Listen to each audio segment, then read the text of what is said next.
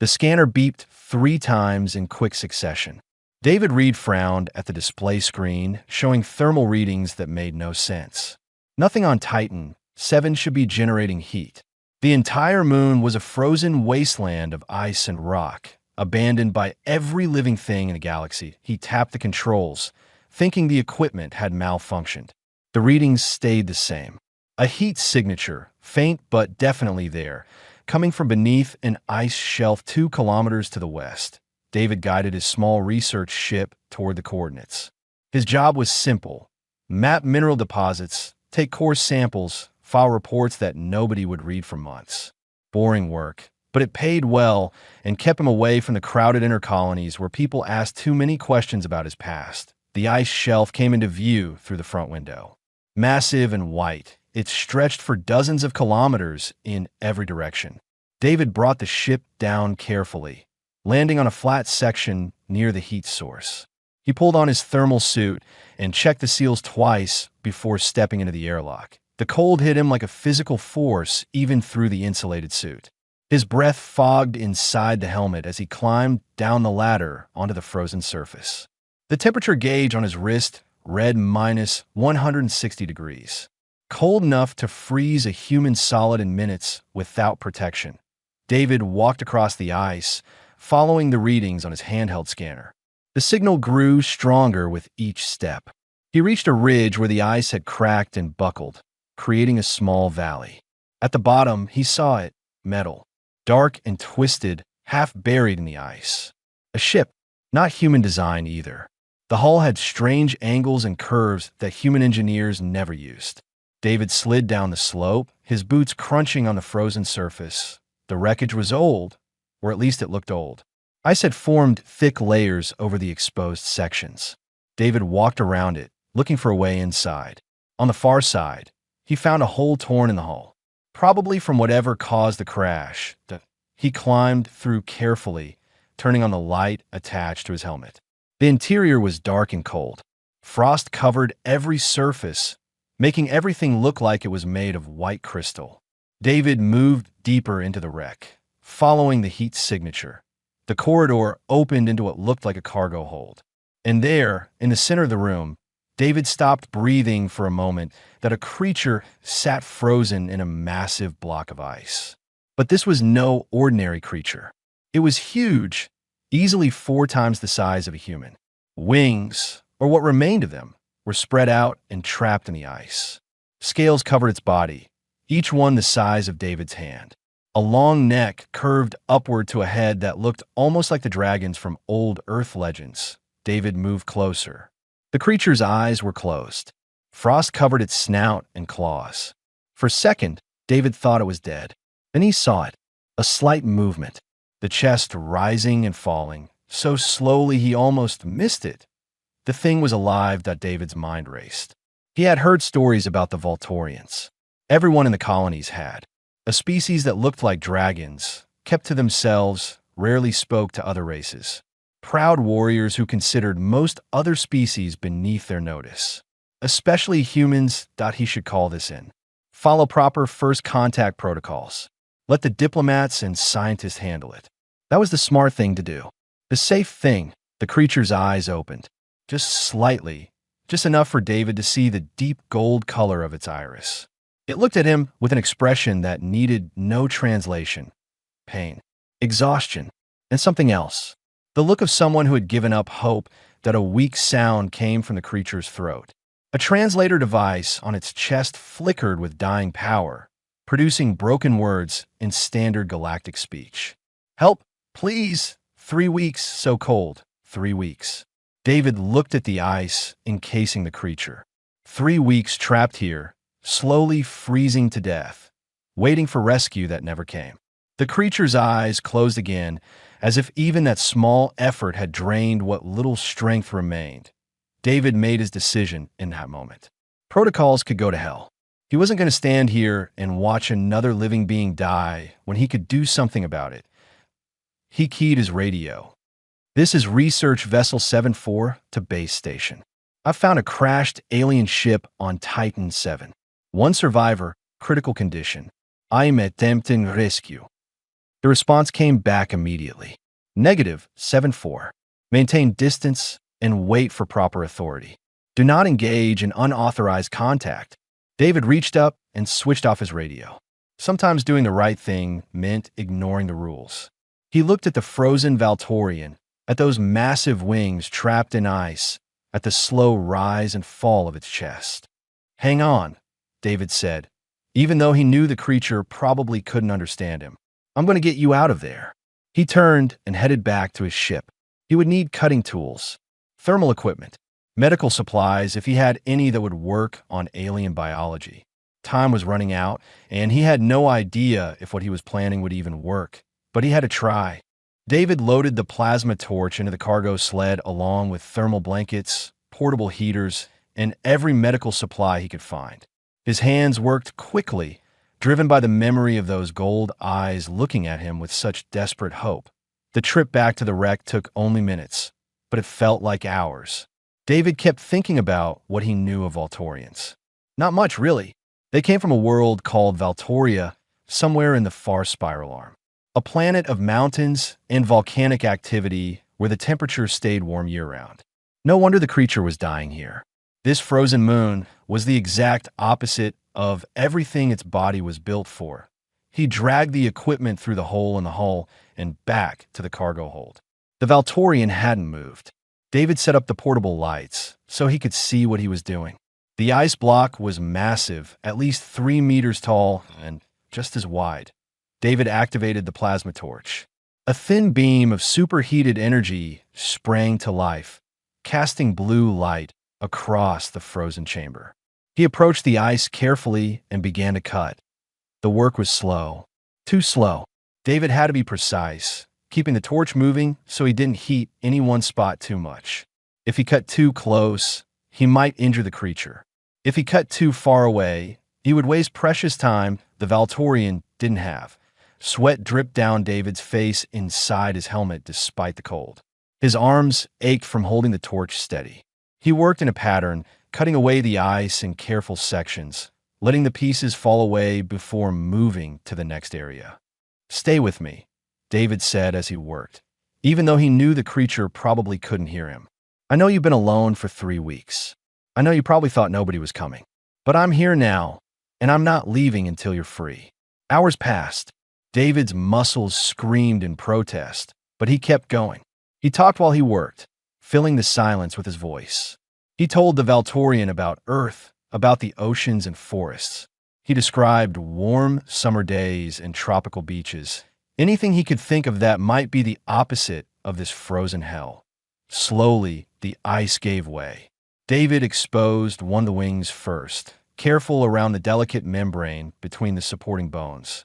The scales underneath were a deep blue color, beautiful, even covered in frost.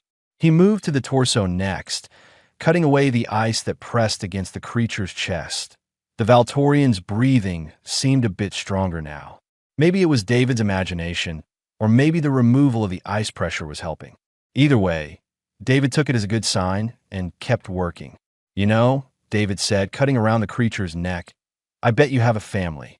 Someone waiting for you to come home. What are they like? Do Valtorians have families the way humans do?" The translator on the creature's chest flickered. A weak voice emerged, barely audible. "Mate, 2 younglings, they wait," David's hand steadied. "Then we're going to make sure you get back to them. What's your name?" A pause. Then, "Ren, I am David." "Nice to meet you, Ren. Sorry about the circumstances." A sound came from Ren that might have been a laugh if he'd had the strength for it. "Humans, always talking, even in crisis, it's what we do best," David said. "Well, that and being stubborn. And right now, I'm being stubborn about keeping you alive." 6 hours after he started, David finally cut through the last section of ice. Ren slumped forward, no longer held upright by the frozen prison. David caught him, or tried to. The Valtorian was far too heavy for a human to support. They both went down in a controlled fall, David cushioning Ren's head as best he could. Ren's body temperature was dangerously low. David could feel it even through his gloves. The dragon's scales felt like touching metal left outside in winter. His wings were damaged, the membranes torn in places where the expanding ice had stressed them beyond their limits. David wrapped thermal blankets around Wren's body and activated the portable heaters, placing them in a circle around the Valtorian. It wasn't enough. The heaters were designed for human use, not for a creature this size. Wren's body temperature was still dropping. David looked at his ship outside. Too small. Wren would never fit through the airlock, and the cargo space wasn't designed for passengers. Moving him would probably kill him at this point anyway. That left only one option. David gathered every thermal blanket he had and spread them over Wren. Then he removed his helmet and outer suit layer, keeping only the thin inner layer. He lay down next to Wren's massive form, pressing his body against the cold scales that Wren's eye opened slightly.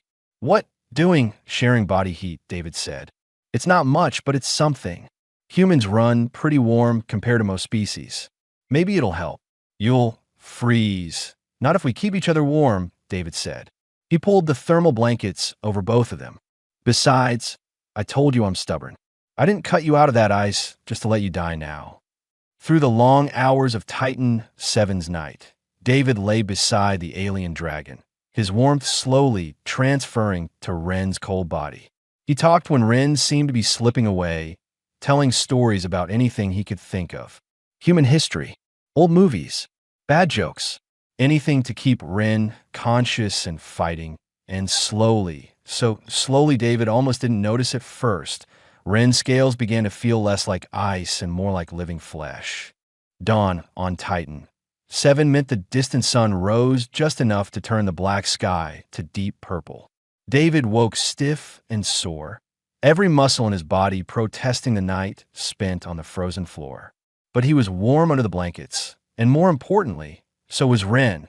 The Valtorian's breathing had strengthened during the night. His scales no longer felt like touching ice.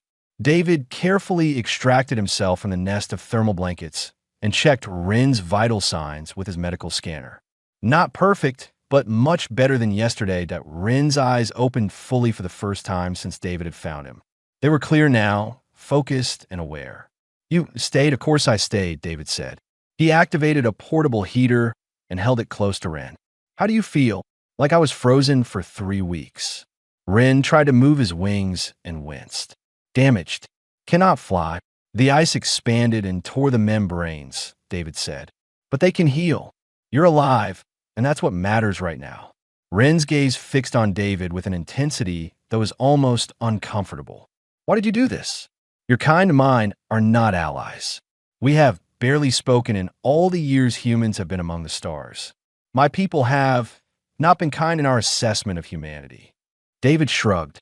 "You needed help. I could give it. It's not more complicated than that. For Valtorians, it is always more complicated. We do not trust easily. We do not accept help from strangers." Wren shifted, trying to sit up. David helped support him. "Yet here you are. You risked your life. Ignored your own laws about contact. Why?" "Because letting someone die when you can save them is wrong," David said simply. "That's just basic morality where I come from." Wren made a sound deep in his throat. "My people would call such thinking weakness. They would say the strong survive and the weak perish. That is the natural order." "Yeah, well, humans tend to disagree with natural order on principle," David said. "We're kind of famous for it." For the first time, Wren's expression shifted into something that might have been a smile. "I am beginning to understand why." Over the next 2 days, David worked to restore some of the wrecked ship systems. Wren's strength returned slowly but steadily. They talked as David worked, sharing stories of their worlds and their lives. Wren spoke of Valtoria's great mountains where his clan made their home. David told him about Earth's diversity, the thousands of different cultures and environments packed onto one small planet. On the 3rd day, David finally managed to restore power to the communications array. "There we go," he said, watching the displays light up. "Now we can call for proper rescue. Get you home to your family." Wren had been quiet for several minutes. Now he spoke, his voice heavy. "David, before you activate that signal, there is something you must know." David turned to look at him. "What is it?" "My crash was not an accident. I was shot down." The words hung in the cold air between them. David felt his stomach tighten. "Shot down? By who?" "By my own people." Wren's claws scraped against the metal floor. "I'm not just a pilot. I am an intelligence officer for the Valtorian fleet. 3 months ago, I uncovered evidence of corruption in our military command. Officers selling weapons to hostile species, sabotaging peace negotiations for profit, crimes that go against everything we claim to value. David sat down on a piece of debris. And they try to kill you to keep it quiet. Yes, I was carrying the evidence to the Galactic Council.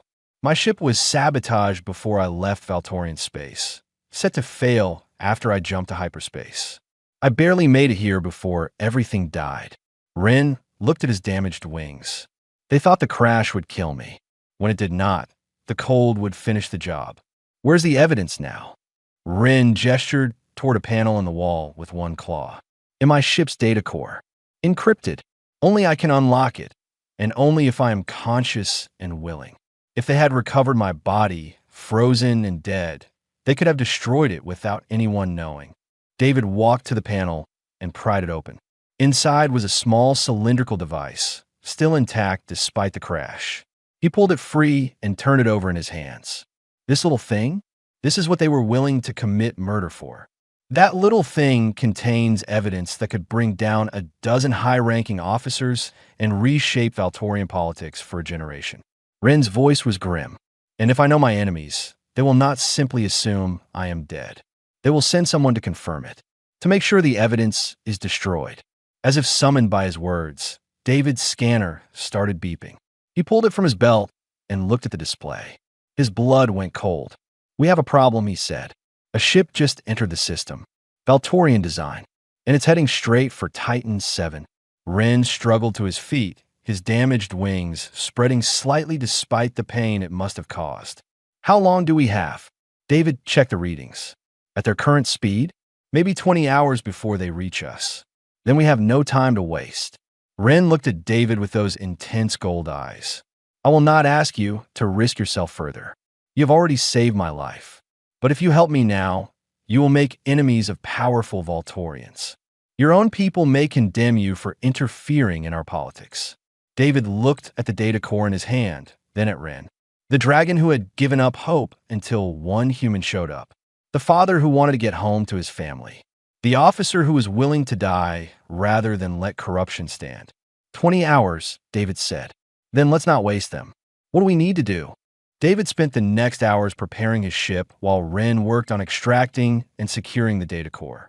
The Valtorian moved slowly, his injuries still limiting his mobility, but his movements had purpose now.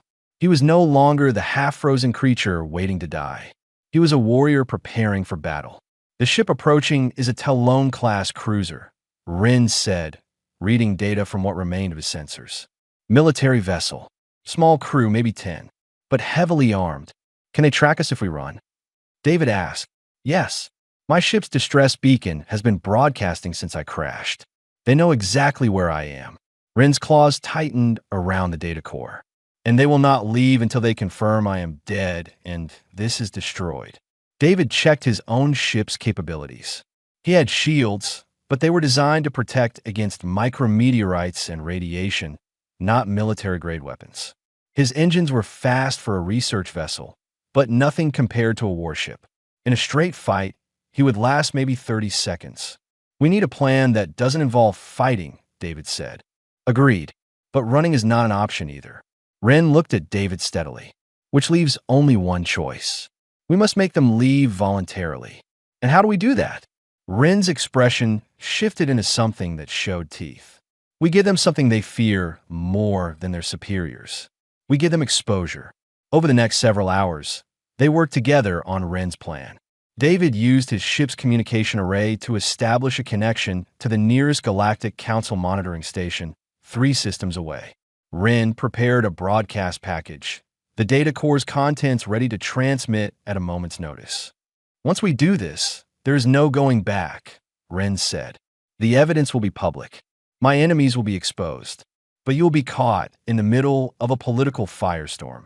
David thought about the warm bed back on the research station, the quiet life mapping ice and filing reports, the peace he had found in being forgettable and forgotten. Then he thought about Ren's younglings, waiting for their father to come home. I've been playing it safe for too long anyway, David said. Let's make some noise. The Valtorian cruiser arrived 16 hours later, dropping out of hyperspace with the practiced precision of a military crew. David watched it on his sensors, a sleek and dangerous shape against the stars that a communication request came through immediately. David accepted it. The face that appeared on his screen was another Valtorian, scales a darker shade than Ren's, eyes cold and calculating. Human vessel. This is Commander Skrell of the Valtorian Navy. We are searching for one of our pilots who crashed in this system. Have you detected any wreckage? David kept his expression neutral. This is Research Vessel 7-4. I found a crashed ship on the surface of Titan 7. No survivors. Skrell's eyes narrowed. You are certain? I examined the wreck myself. Whoever was inside didn't make it. Nevertheless, we must confirm this ourselves. Prepare to allow us access to the surface. I'm afraid I can't do that, Commander, David said. Galactic Council regulations state that crash sites involving potential loss of life are to be preserved until proper investigation teams arrive. I've already filed the necessary reports. Skrell's wings shifted in clear agitation. Human, you do not understand what you are interfering with. This is a Valtorian matter. Stand Azida. Can't do that either, David said. Behind him, hidden from the camera's view, Ren moved into position. See, the thing is, I did find something interesting in that wreck. A data core. Encrypted but still intact. I was planning to turn it over to the Council investigators when they arrive. Skrell's expression froze. That data core is Valtorian military property. You have no right to it. Actually, according to Council salvage laws, I have every right to it, David said. Unless, of course, there's a survivor who can claim it. But you just agreed with me that there were no survivors, so give me that data core, human. Skrell's voice had gone deadly quiet. This is not a request. David smiled, the expression not reaching his eyes. Yeah, I figured you'd say that, which is why I've already uploaded its contents to a Council server. Encrypted, time-locked to release in 6 hours unless I personally cancel it. If anything happens to me or my ship, it goes public automatically. Skrell's claws dug into the armrests of his command chair. You have no idea what you have done. Oh, I think I do, David said.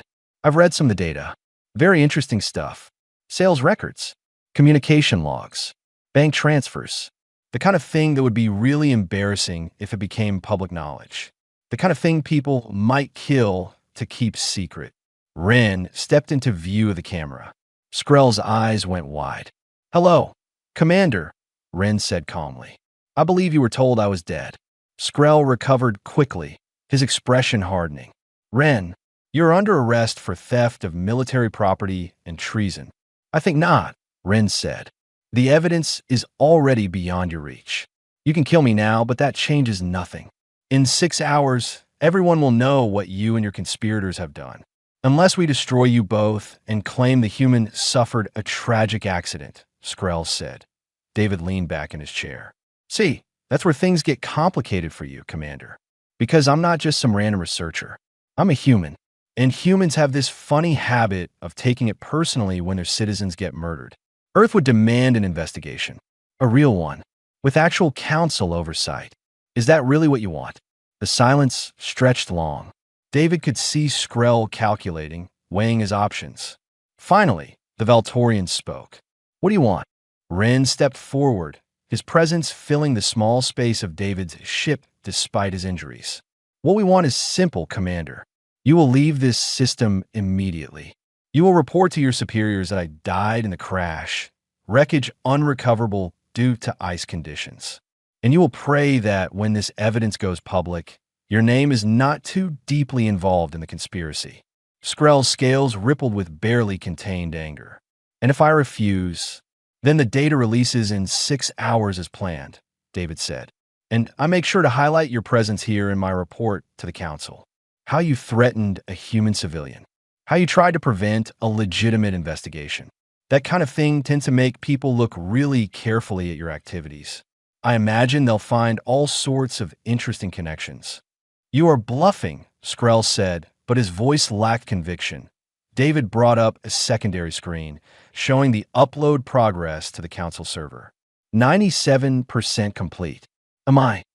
Skrell stared at the screen for a long moment. Then his eyes shifted to Ren. You would destroy everything we have built, the respect we have earned among the other species, the power of Valtoria in the Council. I would save what we are supposed to be, Ren said quietly. Warriors, yes. Strong, yes. But also honorable. Just. The corruption you serve has rotted that away from the inside. Better to cut out the infection now than let it spread until there is nothing healthy left. Poetic, Skrell said with contempt. But naive. Power is what matters in the galaxy, Ren. Not honor. Not justice. The humans understand this, even if they pretend otherwise. I think you'd be surprised what humans understand, David said. We've seen plenty of empires built on nothing but power. Most of them don't last very long. The ones that endure are the ones built on something stronger. Spare me the philosophy lesson, human. Skrell leaned forward. You have won this encounter. But understand that this is not over. The people I serve have long memories and longer reach. Is that a threat? David asked. It is a fact. Skrell's image flickered as he prepared to cut the connection. Enjoy your victory. Both of you. It may be the last thing you ever enjoy. The screen went dark. Through his sensors, David watched the Valtorian cruiser turn and accelerate away from Titan 7. Within minutes, it had jumped to hyperspace, leaving the frozen moon in silence once more. David let out a breath he hadn't realized he was holding. That went better than I expected. It went exactly as I feared, Ren said. Skrell will report our deaths, yes, but his masters will know the truth, and they will come for us eventually, once the immediate crisis has passed. Then we make sure the crisis doesn't pass, David said. He opened a new communication channel.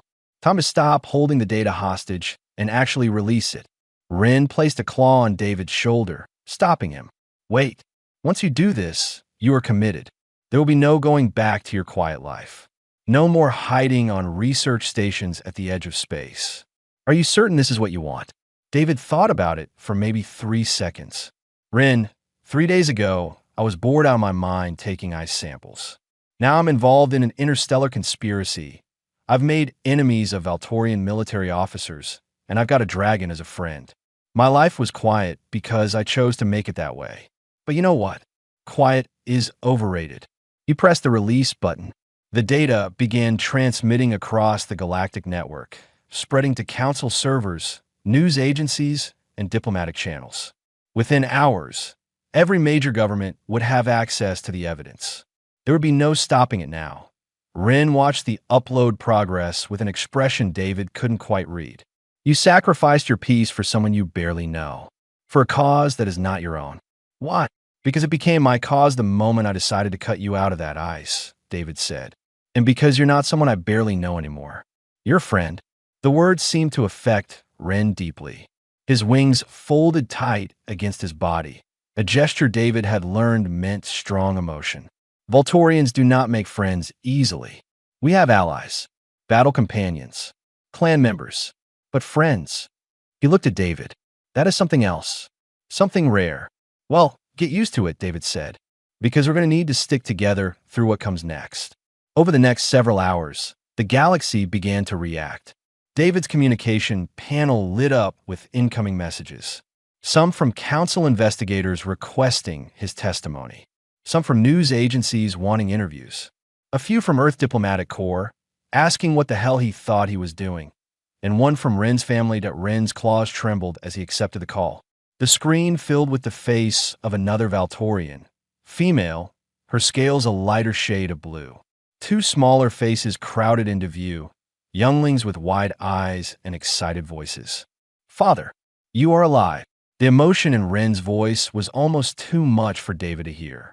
He quietly stepped away, giving Ren privacy for the reunion.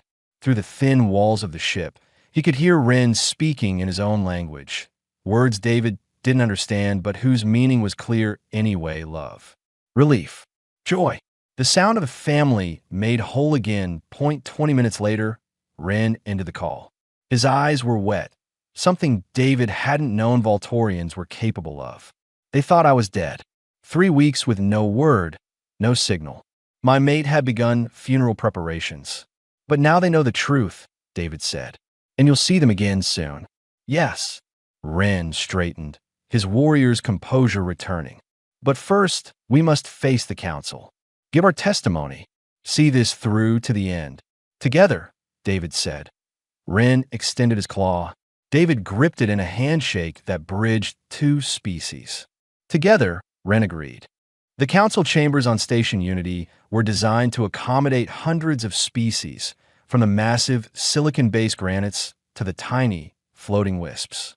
David had never been in a place so diverse, so filled with beings from across the galaxy.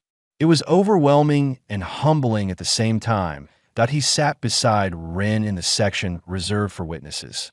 Wren's wings were still bandaged, but he held himself with dignity despite his injuries.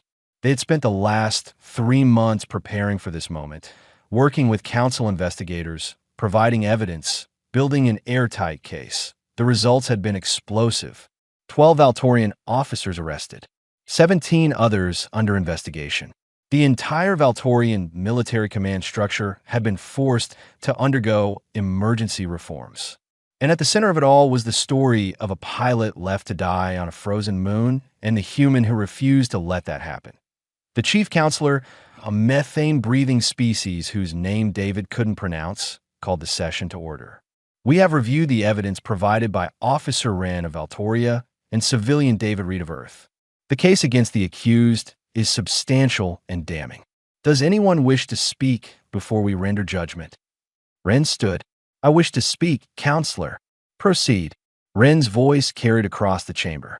3 months ago, I thought I would die alone in the ice. I had accepted it, made peace with it. I was ready to become just another casualty of corruption and greed. But one human changed that, not because he had anything to gain, not because our species were allies. He saved my life simply because it was the right thing to do. Wren turned to look at David. My people have long prided ourselves on our strength, our honor, our warrior tradition. But we forgot something important. True strength is not about power over others. It is about having the courage to help those in need, even at great cost to yourself. That is a lesson humanity understands. A lesson I learned from David Reed. The chamber was silent. Wren continued. I propose that the council recognize the actions of David Reed with the Star of Valor, the highest civilian honor we can bestow. Furthermore, I propose that Valtoria and Earth enter formal alliance negotiations. Our peoples have much to learn from each other. The chamber erupted in discussion. David sat frozen in shock. An alliance between Earth and Valtoria? The two species had barely spoken before this. It was unprecedented. The chief counselor called for order. This is most unusual, Officer Wren. Such matters require careful consideration and diplomatic process. With respect, Counselor, I have given this careful consideration, Wren said. 3 months of it, and I believe humanity deserves a place at our side. Not as subordinates, not as clients, as equals. Another voice spoke up, this one from the Earth delegation. Ambassador Rodriguez stood. Earth would welcome such discussions, Counselor, though we are as surprised as anyone by this proposal. The vote took 2 hours. When it was done, David had received the Star of Valor by unanimous decision. The alliance proposal passed with strong support, pending formal diplomatic negotiations. Outside the chambers, David was swarmed by reporters and diplomats. Wren's massive form helped shield him from the worst of it, the dragon's presence enough to make most beings keep a respectful distance. How does it feel to be a hero? One reporter shouted. I'm not a hero, David said. I just did what anyone should do. But most wouldn't, another reporter called out. That's what makes it heroic. Wren guided David through the crowd to a quieter section of the station. They stood by a massive window overlooking the galaxy, stars scattered like diamonds on black velvet. Your life will never be quiet again, Wren said. I'm sorry for that. Don't be, David said. Quiet was boring anyway. This is something worth doing. A transport ship approached the station, docking at one of the civilian bays. Wren's entire body tensed with anticipation. They are here. Then go, David said. Your family has waited long enough. Wren hesitated. Come with me. They wish to meet you. David followed Wren to the docking bay. The airlock cycled open, and 3 Volturians emerged. Wren's mate was elegant and strong, her scales gleaming. The 2 younglings were smaller, barely reaching David's chest, but already showing the proud bearing of their species. They rushed to Wren, wrapping wings and arms around him in a tangle of joy and tears. Wren held them close, speaking softly in his own language. Then he turned to David. "This is David Reed," Wren said in the common tongue. "The human who gave me back my life. Who gave me back to you." Wren's mate approached David. She studied him for a long moment, then did something that shocked David to his core. She bowed, a deep gesture of profound respect. "Our family owes you a debt that can never be repaid," she said. "But know that from this day forward, you're a clan to us. Our home is your home. Our strength is your strength." The younglings crowded around David, asking questions faster than he could answer. What was Earth like? Did humans really live on a death world? Was it true he cut their father out of ice with his bare hands? David laughed and did his best to answer. Wren watched with an expression of deep contentment. Later, after the younglings had tired themselves out with questions, Wren and David stood together once more by the window. "You know what the strange thing is?" David said. 3 months ago, I was alone, running from my past, hiding in the ice. Now I've got friends across the galaxy, a purpose, a future. Funny how things change, Wren said. Yeah. David looked at his reflection in the window. He barely recognized himself anymore, but in a good way. I found you frozen and hopeless, but I think maybe you saved me too. Wren's wing extended, draping lightly over David's shoulders. A gesture of affection and brotherhood. Then we are even, my friend. They stood together, human and dragon, looking out at the stars and all the possibilities they held.